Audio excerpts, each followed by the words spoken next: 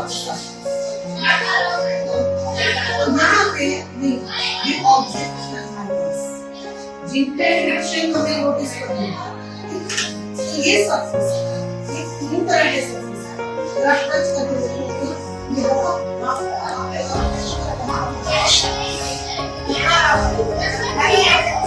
और ये वाला इससे कम है और ये तीन तरह के सरफेस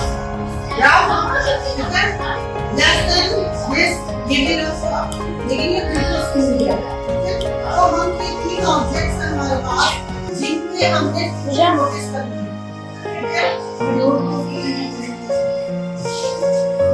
तो इन पे हमें जैसे ही हम तीनों को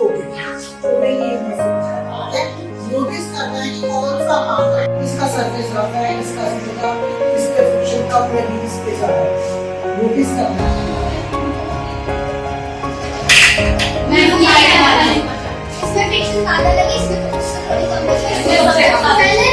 एक बार दोबारा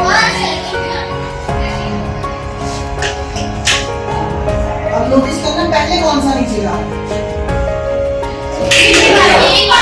सबसे लास्ट में कौन सा गया क्योंकि यहाँ पे क्या हो रहा है फ्रिक्शन लगेगा ज्यादा